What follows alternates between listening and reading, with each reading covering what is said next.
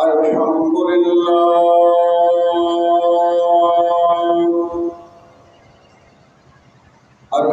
لله نحمده ونستعينه ونستغفره ونؤمن به ونتوكل عليه ونعوذ بالله من شرور أنفسنا ومن سيئات أعمالنا من يهده الله فلا مضل له ومن يضلله فلا هادي له ونشهد أن لا إله إلا الله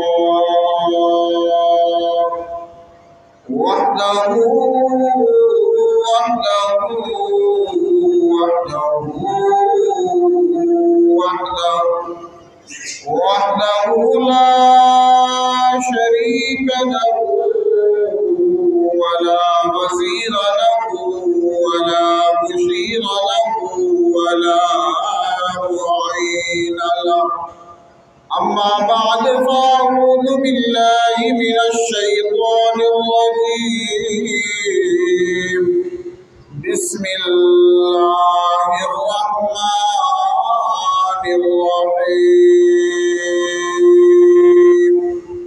قال الله تبارك وتعالى في القرآن المجيد والفرقان الحميد ولله على الناس حج البيت من استطاع إليه سبيلا ومن كفر فإن الله غني عن العالمين تیرے کرم سے اے کریم تیرے کرم سے اے کریم کون سی شے ملی نہیں تیرے کرم سے اے کریم کون سی شے ملی نہیں جھولی میری تنگ ہے تیرے یہاں کبھی نہیں خسروی اچھی لگی نا سروری اچھی لگی خسروی اچھی لگی نا سروری اچھی لگی ہم فقیروں کو مدینے کی گلی اچھی لگی ناز کر تو اے علیمہ سید کونین پر گھر لگی اچھی تو تیری جھونپڑی اچھی لگی قدم قدم پہ رحمتیں نفس نفس پہ برکتیں قدم قدم پہ رحمتیں نفس نفس پہ برکتیں جہاں جہاں سے وہ شفیع عاصیاں گزر گیا اور وہاں رات آج تک جہاں گزر نہیں ہوئی وہی وہی سحر ہوئی جہاں جہاں گزر ہوا ماں طالب خدائی بردین مصطفی ماں طالب خدائی بردین مصطفی بدر کا اشکدائی سلطان ماں بلغ العلا بکمالی کشف الدجى بجمالی حسنت جميع خصاله صلوا علیہ وآلہ درود شریف اللہم صل علی سیدنا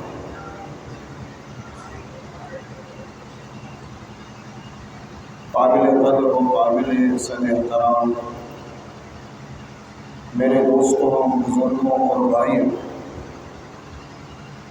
رب ذوالجلال خالق کائنات کی بے مثل اور بے مثال کتاب قرآن مجید فرقان حمید سے چند کلمات بینات تلاوت کرنے اور سننے کی جو سعادت ہمیں حاصل ہوئی، اللہ تبارک و تعالیٰ کی بارگاہ میں دعا ہے کہ رب ذوالجلال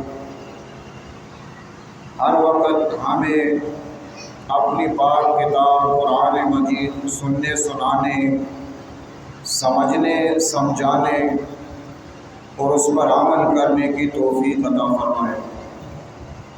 یہ مہینہ ذی الحجہ کا مہینہ ہے اور اسلامی سال کا آخری مہینہ ہے۔ اس مہینے میں دو اہم عبادات سر انجام دیے جاتے ہیں، اور ویسے بھی اس مہینے کی تاجدار دو عالم صلی اللہ علیہ وسلم نے بے شمار فضیلتیں بیان فرمائی ہیں، بلکہ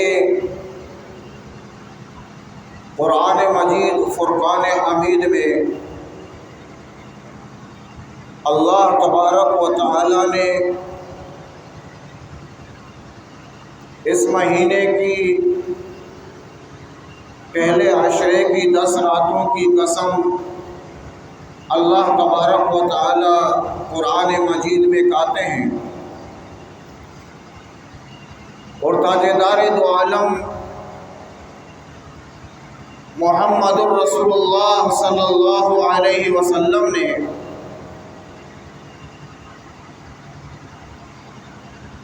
اس مہینے کی ابتدائی عشرے میں جو میں اور آپ گزار رہے ہیں،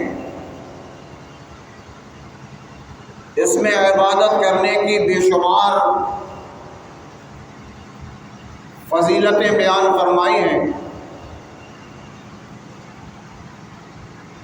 جو اہم عبادات اس مہینے میں انجام دیے جاتے ہیں۔ ایک حج بیت اللہ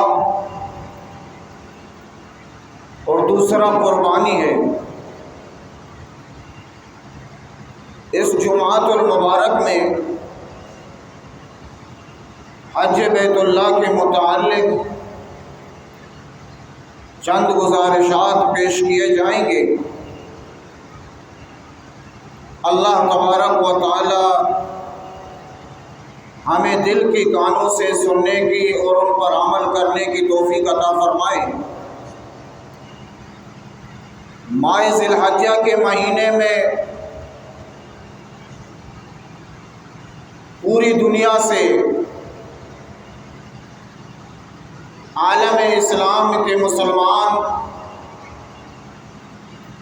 ایک کثیر تعداد میں مکہ المکرمہ کی طرف اپنا رخ کرتے ہیں۔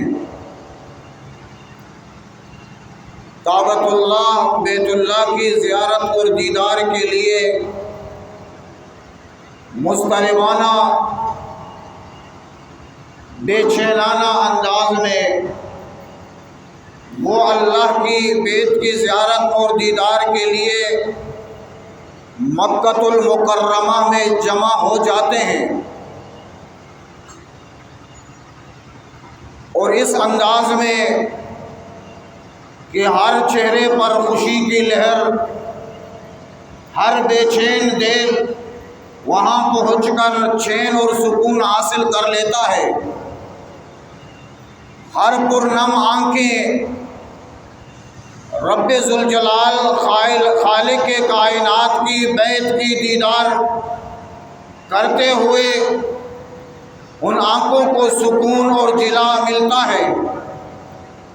تاجدار دو عالم صلی اللہ علیہ وسلم کی امت کے وہ افراد جن کو اللہ نے توفیق دی اور بیت اللہ کی دیدار اور زیارت کے لیے ان کو رب ذوالجلال خالق کائنات نے قبول فرمایا، وہ مکۃ المکرمہ میں جمع ہو جاتے ہیں اور تاجدار دو عالم محمد الرسول اللہ صلی اللہ علیہ وسلم کی وہ افراد جن کو اللہ نے گنجائش دی ہے، وہ حج بیت اللہ کر کے میں اور آپ یہ اندازہ نہیں لگا سکتے کہ وہ کن بلندیوں اور کس اعلیٰ مقام تک پہنچ جاتے ہیں، اور جن کو اللہ نے گنجائش دی ہے، گنجائش دینے کے باوجود وہ اپنی مال و دولت اور اپنی جائیداد کو فضولیات، بکواسات، لغویات اور دوسرے ممالک کی سیر و تفریح میں صرف اور خرچ کر دیتے ہیں، لیکن اللہ کی بیت، اللہ کی گھر کعبۃ اللہ کی دیدار اور زیارت کے لیے رب ان کو توفیق نہیں دیتا۔ مال و دولت پر قدرت ہونے کے باوجود وہ حج بیت اللہ ادا نہیں کرتے۔ میں اور آپ یہ اندازہ بھی نہیں لگا سکتے کہ وہ کن کن سعادتوں سے محروم ہو جاتے ہیں۔ یہ عظیم سعادت، یہ سعادت بزور بازو نیست تا نہ بخشد خدا بخشندہ۔ ایسے لوگ بھی ہیں جن کو اللہ نے گنجائش دی ہے، ایسے لوگ بھی ہیں جن کو اللہ نے مال و دولت دی ہے، ایسے لوگ بھی ہیں جو خود بھی حج پر جانے کی استطاعت اور طاقت رکھتے ہیں، دوسروں کو بھی حج بیت اللہ کی زیارت اور دیدار کے لیے ان کے پاس اتنی بھی گنجائش ہے، دوسرے لوگوں کو بھی بھیج سکتے ہیں، نہ خود جاتے ہیں نہ اوروں کو بھیجتے ہیں، بلکہ وہ اپنی مال و دولت یہیں پر اپنی نفسانی خواہشات کو پورا کرنے میں صرف کر دیتے ہیں، وہ عظیم دولت سے اپنے آپ کو محروم کر رہے ہیں۔ یہی مہینہ ہے، دنیا کے کونے کونے سے لوگ مکۃ المکرمہ میں جمع ہو جاتے ہیں، کوئی امریکہ سے، کوئی فلسطین سے، اور کوئی لندن سے، کوئی فرانس، جاپان، مصر، شام، سوڈان، افریقہ، صومالیہ، مختلف ممالک، پاکستان، ہندوستان سے جمع ہوتے ہیں۔ مختلف قسم کے رنگ، مختلف قسم کے رنگ، مختلف زبان والے، مختلف قد و قامت والے، کوئی لنگا تڑنگا اور کوئی چھوٹے قد والا، کوئی کالا اور کوئی گورا چٹھا، کوئی خوبصورت، کوئی بدصورت، مختلف شکل والے وہاں جمع ہو جاتے ہیں، اور مضمون نگار جب ان پر مضمون لکھتے ہیں تو وہ یہی لکھتے ہیں کہ یہ بیت اللہ کی زیارت اور دیدار کے لیے جو لوگ جمع ہوئے ہیں یہ ایک بین الاقوامی کانفرنس ہے، یہ سب تعبیرات انسانی ہیں۔ اگر کوئی عشق میں ڈوبا ہوا کیف مستی میں غرق کسی پکے عاشق سے یہ پوچھا جائے کہ جناب یہ حج کیا ہے، تو وہ مجھے اور آپ کو یہی جواب دیتے ہیں، یہ حج اللہ کی محبوب پیغمبروں کی، اللہ کے محبوب بندوں کی اداؤں کا نام ہے، یہ حج اللہ کے پیارے بندوں کی وفاؤں کا نام ہے، یہ حج اللہ کے پیارے بندوں کی دعاؤں کا نام ہے، اور وہ کیف مستی میں وہ یہی جواب دیتے ہیں کہ اللہ تبارک و تعالیٰ کی وہ محبوب بندے جن کی یہ ادائیں میرے رب کو پسند آیا، میرے رب نے ان بندوں کی ان اداؤں کو حج کا نام دے دیا، حج کا نام دے دیا۔ مختلف قسم کے لوگ، مختلف زبان والے جب حجاج کرام حج کے لیے جاتے ہیں، ابتدا میں ان کو حکم دیا جاتا ہے، اے حاجی صاحب یہ قیمتی لباس جو تم نے پہنا ہے اس قیمتی لباس کو اتار دو، اور یہ قیمتی ہزاروں کا پگڑی جو تو نے سر پر باندھا ہے اس پگڑی کو اتار دو، اور یہ ٹاٹ باٹ جو تم نے اختیار کیا ہے اس کو اتار دو، اور یہ جو یونیفارم تم نے پہنا ہے اس کو اتار دو۔ تم حاجی صاحب ہو، تمہیں بھی اپنا یہ کپڑا جو گھر سے پہنا ہوا ہے یہ اتارنا پڑے گا۔ تم مولوی صاحب ہو، تمہیں بھی یہ کپڑا اتارنا پڑے گا۔ تم ولی ہو، تمہیں بھی یہ کپڑا اتارنا پڑے گا۔ تم قطب ہو، ابدال ہو، بزرگ ہو، ملنگ ہو، پیر ہو، فقیر ہو، تم سب کو یہ گھر والا کپڑا اتارنا پڑے گا، اور ایک اور قسم کا کپڑا پہننا پڑے گا۔ وہ کون سا؟ کفن والا کپڑا، کفن والا کپڑا، ایک چادر اور ایک تہبند یہ باندھنا ہے، اور ہاں یہ بھی اتار دو، پاؤں میں پہنے ہوئے جوتے بھی اتار دو، ایسے جوتے پہنو کہ ہیئت ترکیبی کے اعتبار سے تمہارا پاؤں ننگا نظر آئے، پاؤں ننگا نظر آئے، یہ کپڑے اتار دو۔ اگر تم ملک کے وزیر اعظم ہو تمہیں بھی یہ کپڑا اتارنا پڑے گا۔ میرا رب تمہیں یہ بتانا چاہتا ہے کہ تیری یہ بادشاہت تیرے ساتھ نہیں جا سکتی، اور تمہیں یہ احساس دلانا ہے آخر کار تیرا لباس یہی کفن ہوگا، یہی سفید کپڑا تیرا لباس ہوگا، اور اسی کپڑے کے ساتھ تمہیں قبر میں اتارا جائے گا، اسی کپڑے کے ساتھ تمہیں قبر کے اندر پرچے حل کرنے ہوں گے، سوالات کے جوابات دینے پڑیں گے، اسی کپڑے کے ساتھ تمہیں رب کی دربار میں پیش ہونا پڑے گا۔ یہ کپڑے کر فر والے اتار دو اور کفن والے کپڑے اپنے بدن پر ڈال دو۔ کپڑے کفن والے کپڑے، غریب ہو چاہے امیر ہو تو بھی، غریب ہو تو بھی، بادشاہ ہو تب بھی، وزیر ہو تب بھی، نوکر ہو تب بھی، آقا ہو تب بھی، صدیق ہو تو بھی اتارنا پڑے گا، فاروق ہو تب بھی اتارنا پڑے گا، عثمان ہو تب بھی اتارنا پڑے گا، مصطفیٰ مرتضیٰ ہو تب بھی اتارنا پڑے گا، مصطفیٰ ہو تو بھی اتارنا پڑے گا۔ یہ کپڑے اتار دو، اور دو چادریں، ایک چادر اور ایک تہبند، سفید کپڑے کے دو ٹکڑے، بس وہی پہننا ہے، وہی کپڑے زیب تن کرنا ہے، اسی سے بدن کو چھپانا ہے۔ ہاں یہ کیا ہے؟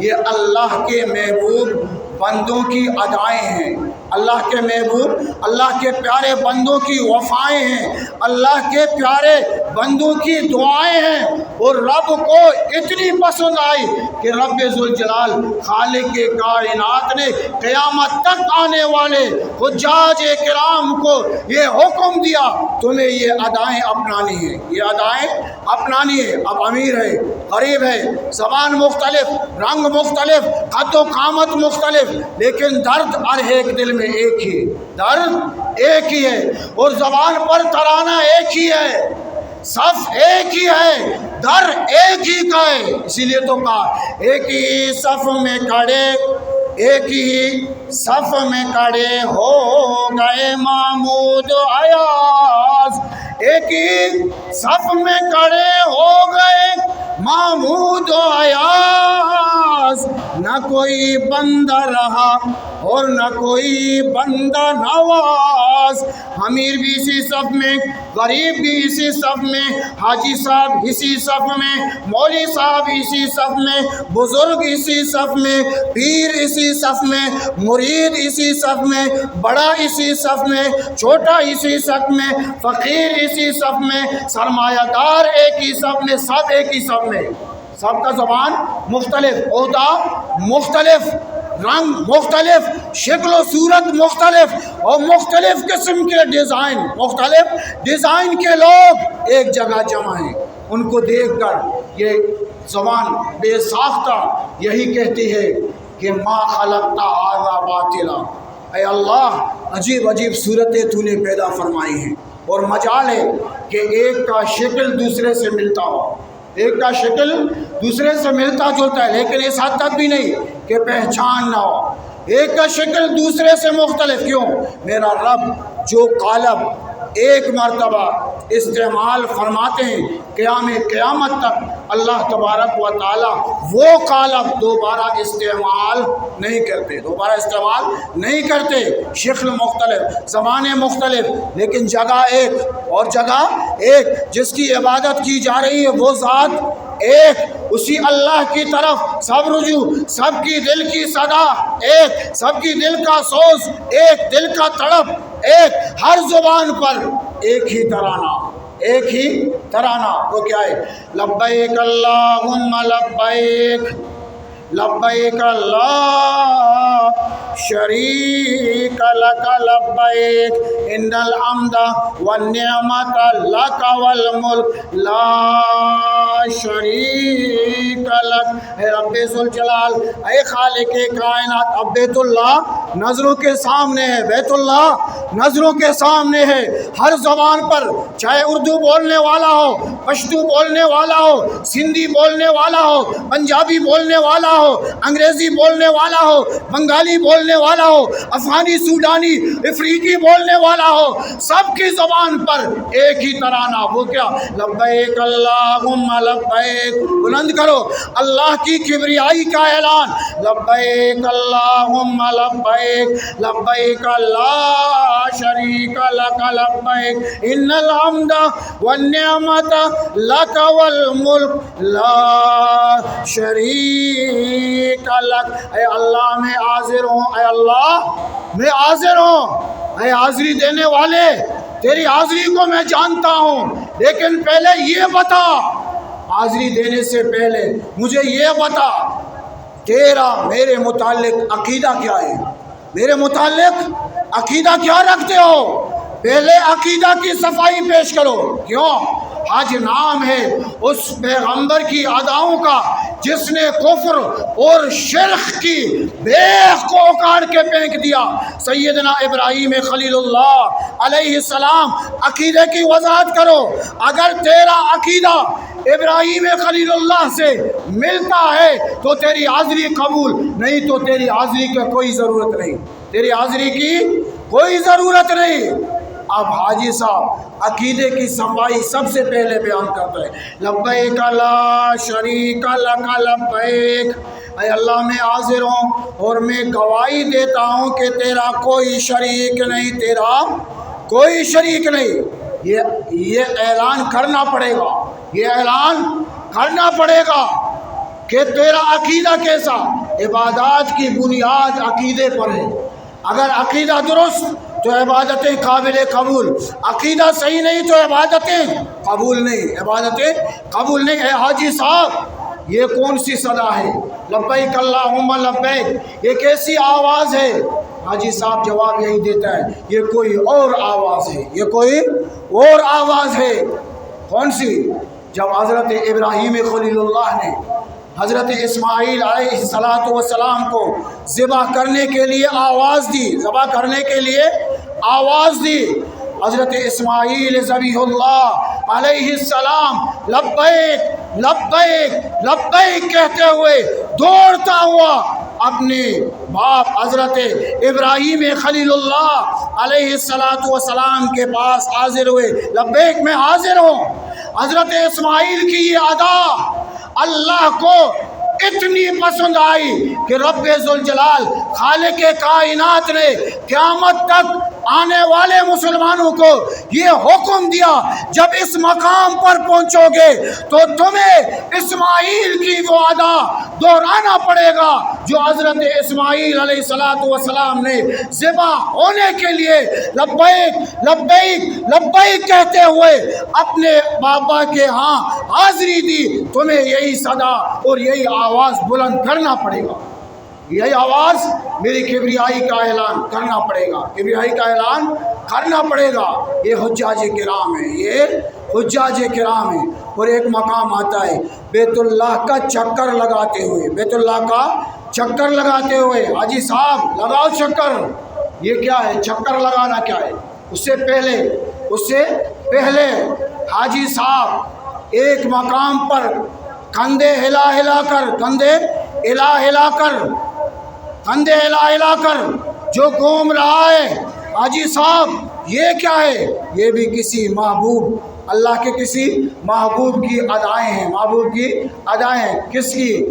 جب رب ذوالجلال خالق کائنات نے دیکھا کہ مشرکین مکہ، کفار مکہ مسلمانوں کو کمزور سمجھتے ہوئے ان کو تانا دے رہے تھے، یہ تو کمزور ہیں، یہ ضعیف ہیں، یہ ناتوان ہیں۔ اللہ نے اپنی محبوب پیغمبر محمد الرسول اللہ صلی اللہ علیہ وسلم کو یہ حکم دیا، اے میرے پیارے پیغمبر اپنے یاروں سے یہ کہہ دینا جب تم گھومنے لگو تو کندھے ہلا کر پہلوانوں کی طرح کندھوں کو ہلاتے ہوئے یہاں پر گشت کرو، تاکہ دنیا کفر دیکھ لے اور سمجھ جائے وہ کہ مسلمان جسم و جان کے اعتبار سے کمزور ہیں لیکن ایمان اور عقیدے کی اعتبار سے یہ مضبوط ہیں۔ کندھے ہلاؤ۔ اے اللہ، اب وہ کافر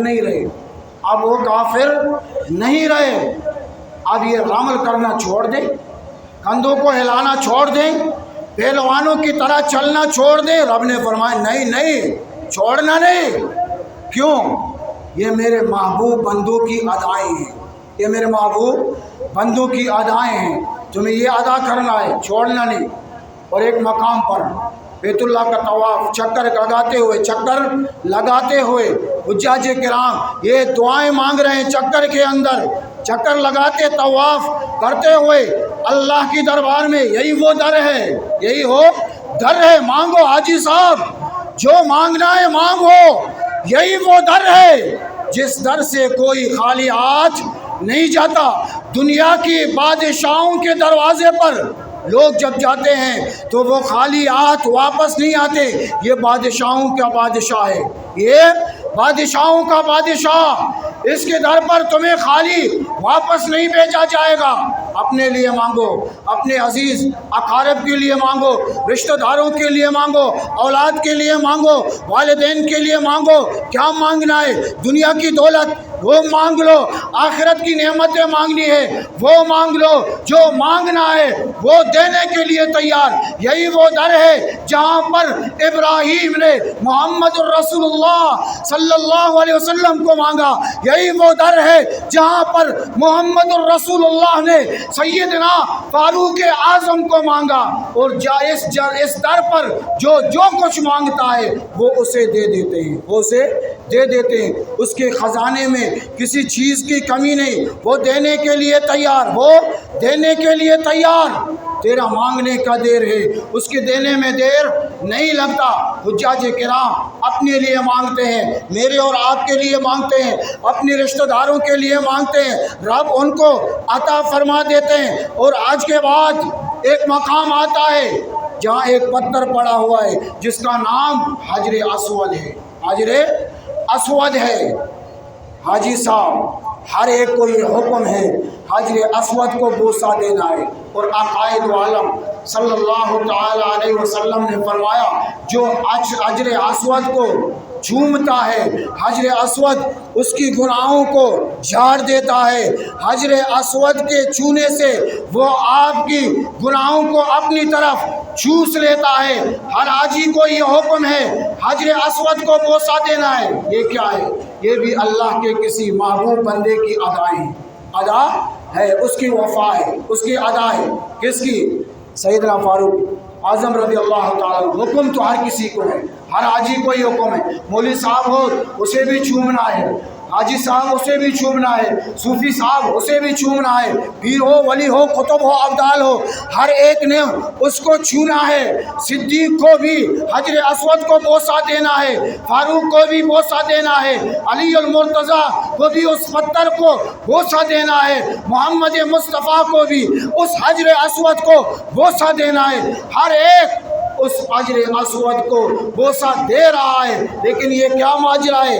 ایک دفعہ سیدنا فاروق اعظم رضی اللہ تعالی عنہ حجر اسود کے بالمقابل اس کے سامنے کھڑے ہوئے اور حجر اسود کو مخاطب کرتے ہوئے سیدنا فاروق اعظم رضی اللہ تعالی عنہ فرماتے ہیں انکا حجر لا تنفع ولا تضر، اے حجر اسود تو ایک پتھر ہے، نہ تو نفع کا مالک ہے نہ نقصان کا مالک ہے۔ خدا کی قسم اگر محمد الرسول اللہ صلی اللہ علیہ وسلم تمہیں بوسہ نہ دیتا، عمر آج تیرے چومنے کے لیے تیار نہ ہوتا، لیکن میں تمہیں بوسہ دیتا ہوں اس وجہ سے کہ میرے آقا نے تجھے بوسہ دیا ہے، میرے آقا نے تجھے بوسہ دیا ہے۔ اللہ ان مقدس مقامات کی ہم سب کو زیارت کرنے کی توفیق عطا فرمائے۔ خوش نصیب ہیں وہ لوگ جن کو اس گھر کی زیارت نصیب ہوتی ہے، اس شہر کی زیارت نصیب ہوتی ہے۔ حجاج کرام پھر ایک موقع پر مدینۃ المنورہ میں جاتے ہیں، عقائد عالم محمد الرسول اللہ صلی اللہ علیہ وسلم کی روزے کی زیارت کرتے ہیں۔ وہ عام کتنے خوش نصیب ہیں جن کو میری آقا کی روزے کی زیارت نصیب ہو۔ عقائد عالم صلی اللہ علیہ وسلم نے فرمایا جس نے میرے روزے کی زیارت کی گویا اس نے میری زیارت کی، اس نے میری زیارت کی۔ اور عقائد عالم صلی اللہ علیہ وسلم نے فرمایا جو میرے مسجد، جو میرے ممبر اور میرے گھر کی حجرے کے درمیان والی جگہ ہے اور روضتوں من ریاض الجنہ، جنت کے باغوں میں سے ایک باغیچہ ہے، ایک باغیچہ ہے۔ عقائد عالم کا روزہ جنت کے باغیچوں میں سے ایک باغیچہ ہے، اور میری اور آپ کی بلکہ ہر مسلمان کی دل کی تمنا، دل کی آرزو، دل کی خواہش یہی ہے کہ اے اللہ ہمیں اپنی بیت کی زیارت اور دیدار عطا فرما، عقائد عالم صلی اللہ علیہ وسلم کی روزے کی زیارت نصیب فرما۔ ہر دل کی یہ خواہش ہے، اور دعا کریں اللہ ہماری اس خواہش کو پوری فرمائے۔ اور حجاج کرام جو وہاں پر جمع ہیں وہ میرے اور آپ کے حق میں جتنی بھی دعائیں مانگے اللہ سے دعا فرمائے یا اللہ ان کی تمام دعائیں ہماری حق میں قبول فرما، اور ہماری جتنی دعائیں ان کے حق میں ہے اے اللہ ہم سب کی تمام دعائیں ان کے حق میں قبول فرما۔ بہرحال حجاج کرام عظیم سعادت سے ریزیار ہو رہے ہیں، عظیم سعادت سے اور عظیم عبادت سر انجام دے رہے ہیں۔ حجاج کرام وہاں جمع ہیں، ان کی دل کی سکون، ان کی خوشی کا اندازہ میں اور آپ نہیں لگا سکتے، میں اور آپ ان کی خوشی کا اندازہ نہیں لگا سکتے۔ وہ 2 دفعہ گیا، کوئی 3 دفعہ گیا ہے، 4 دفعہ 10 دفعہ گیا، پھر بھی ان کی دل کی خواہش یہی ہوتی ہے کہ یا اللہ ہمیں بار بار اپنی گھر کی زیارت اور عقائد عالم کے روزے کی دیدار عطا فرما۔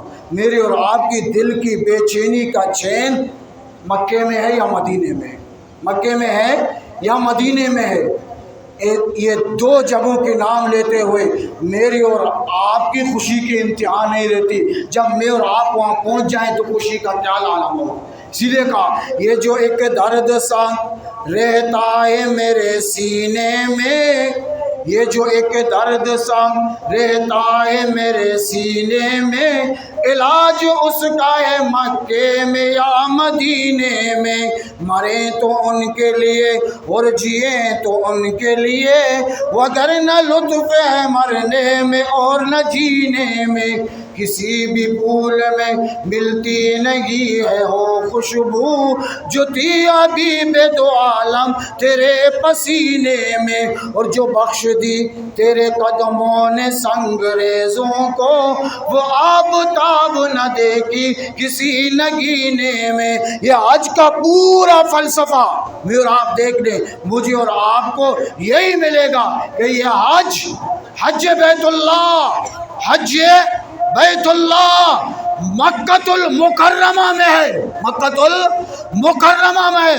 وہ مقدس، وہ پاک وہ مطہر وہ منزہ جگہ کعبۃ مکۃ المکرمہ میں ہے، اور مکے کے مقابلے میں کوئی شیر نہیں، اس کا مقابلہ کوئی شیر کر نہیں سکتا، وہ خام خیالی میں ہے، وہ غفلت، اور انہوں نے اپنی آنکھوں کے پر پٹی باندھ لی ہے، جن کو کچھ نظر آتا نہیں۔ اگر حج دیکھنا ہے تو بیت اللہ کا نظارہ کر کے دیکھو، پھر مجھے بتاؤ کہ تیرے دل کو سکون ملا کے یا نہیں ملا۔ وہ حج نہیں ہو سکتا جہاں پر فحاشی کا ڈھیر لگا ہو، جو فحاشی کا اڈا ہو، جس کو لوگ اپنی خواہشات کی پورا کرنے کی جگہ بنائیں، وہ نہیں۔ وہاں جا کر دیکھ لو، تمہیں پتہ چلے گا کہ حج کس چیز کا نام ہے، حج کس چیز کا نام ہے۔ یہ حج نام ہے اللہ کے محبوب بندوں کی اداؤں کا، کچھ وفاؤں کا اور کچھ دعاؤں کا۔ ایک جگہ آتا ہے جہاں بین الصفا والمروہ سعی کرتے ہیں حجاج کرام، دوڑتے ہیں صفا اور مروہ کے درمیان، کبھی حاجی صاحب صفا کی طرف کبھی مروہ کی طرف۔ جی حاجی صاحب، یہ دوڑنا کس چیز کا، یہ دوڑ کیوں لگایا جا رہا؟ جواب یہی آتا ہے، یہ بھی اللہ کے کسی محبوب بندی کی ادائیں ہیں، بندی کی ادائیں ہیں۔ کس کی؟ بی بی ہاجرہ علیہ السلام، بی بی ہاجرہ کی ادائیں۔ جب حضرت اسماعیل ذبیح اللہ علیہ السلام کو چھوڑ دیا گیا، بی بی ہاجرہ کے ساتھ چھوڑ دیا گیا، بچے کے اونٹ خشک ہو چکے ہیں پیاس کی وجہ سے، اور وہ پیاس کی وجہ سے بے قرار۔ بی بی ہاجرہ بچے کی پیاس کو دیکھ کر کبھی صفا کی طرف کبھی مروہ کی طرف دوڑ لگاتی ہیں، کہیں پانی کا نام و نشان مل جائے، کہیں پانی کا ایک کپ پانی مل جائے، تھوڑا سا چند قطرے پانی کے مل جائیں، میرے لخت جگر کے اونٹ تر ہو جائیں۔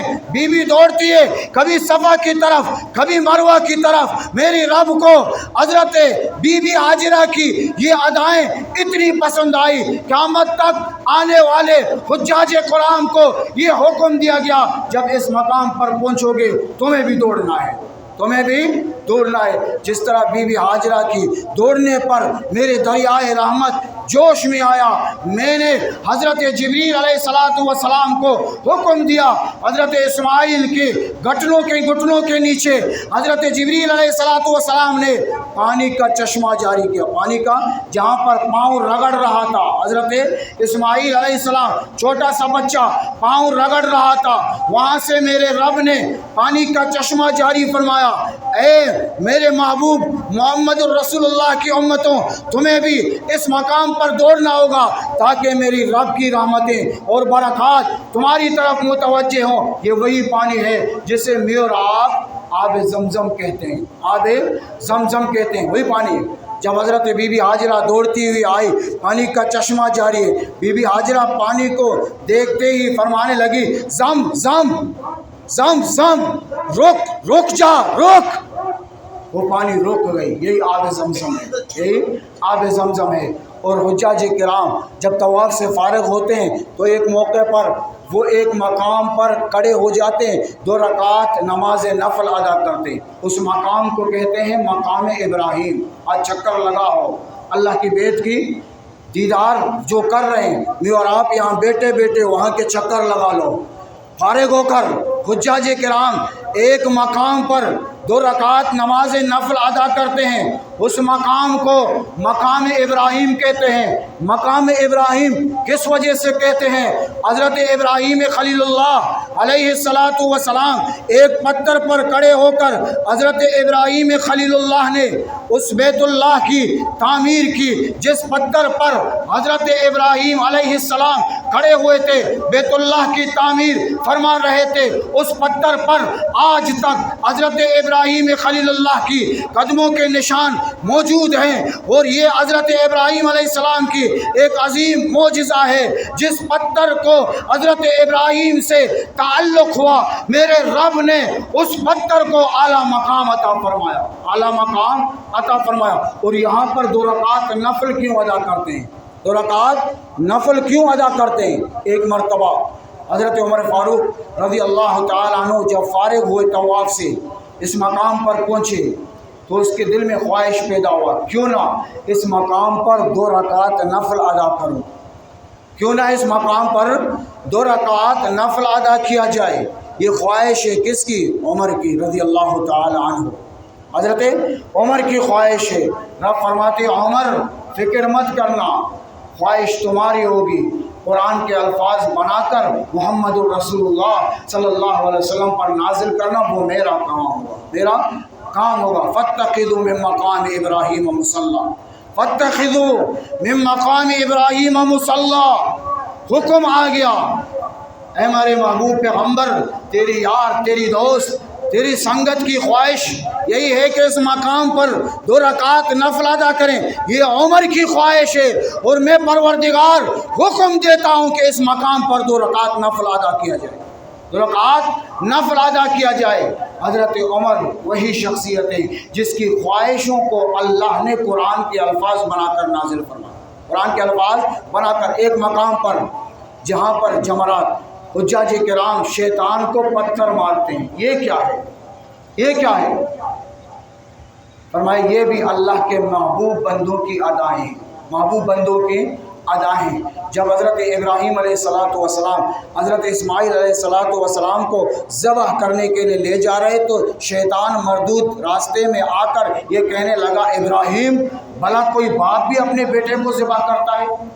بھلا کوئی باپ، ایسا باپ بھی ہے جو اپنے بیٹے کو ذبح کرے؟ کیا کر رہے ہو؟ حضرت ابراہیم خلیل اللہ سمجھ جاتے ہیں یہ شیطان ہے، یہ شیطان ہے، 3 کنکرے اٹھا کر مارتا ہے، یہ بات کر پھر آگے چل کر پھر راستے میں آ جاتے ہیں، پھر کنکرے مارتے ہیں، پھر تیسری دفعہ سامنے آتے ہیں، پھر کنکرے، پھر سامنے آتے ہیں کنکرے مارتا۔ یہ حضرت ابراہیم خلیل اللہ علیہ السلام کی ادائیں ہیں۔ آج چند اللہ کے محبوب بندوں کی اداؤں، چند بندوں کی وفاؤں، چند بندوں کی دعاؤں کا نام ہے حج، اسی کا نام ہے۔ اور حج کا فلسفہ یہی ہے، حج کا فلسفہ یہ ہے کہ اللہ کی محبوب بندوں کی ادائیں، وفائیں، دعائیں، یہ حج بن گئے۔ اور دوسری عبادت جو اس مہینے میں سر انجام دی جاتی ہے وہ قربانی ہے۔ آج کل ہر ایک مصروف ہے قربانی کے خریدنے میں، جن کو اللہ نے گنجائش دی ہے، جو صاحب نصاب ہیں، جو صاحب نصاب ہیں، گنجائش اللہ نے دی ہے۔ تاجدار دو عالم صلی اللہ علیہ وسلم نے فرمایا جو قربانی کرنے کی طاقت رکھتے ہوئے بھی قربانی نہ کرے، قربانی نہ کرے، فلا یقربن مصلانا، پھر وہ ہماری عیدگاہ کی طرف نہ آئیں، وہ اپنا راستہ الگ کر لیں۔ راستہ کتنی بڑی بات ہے، کتنی سخت وعید ہے۔ اور جو قربانی کی گنجائش رکھتے ہوئے قربانی کریں، عقائد عالم صلی اللہ علیہ وسلم سے پوچھا گیا ما هذه الاضاحی، یا رسول اللہ یہ قربانی کیا ہے؟ عقائد عالم صلی اللہ علیہ وسلم نے فرمایا سنت ابیکم ابراہیم، یہ تمہارے باپ دادا حضرت ابراہیم خلیل اللہ علیہ السلام کی سنت ہے۔ فما لنا فیہا، یا رسول اللہ ہمارے لیے اس میں کیا ہے؟ عقائد عالم صلی اللہ علیہ وسلم نے فرمایا ہر بال کے بدلے میں نیکی، ہر بال کے بدلے میں نیکی، بکری کے ہر بال کے بدلے میں نیکی۔ پھر یہ سوال کیا گیا فمسوف، پھر یہ جو دمبے ہوتے ہیں ان کے تو بال کسی اور قسم کے، وہ تو اون ہوتے ہیں، اس کے متعلق کیا ہے؟ اللہ کے نبی صلی اللہ علیہ وسلم نے فرمایا اس کی بھی ہر بال کے بدلے میں ایک نیکی، اس کے بھی ہر بال کے بدلے ایک نیکی۔ یہ عظیم سعادت اور خوش نصیبی، خوش قسمتی ہے ان لوگوں کے لیے جن کو اللہ نے گنجائش دی اور قربانی کرتے ہیں۔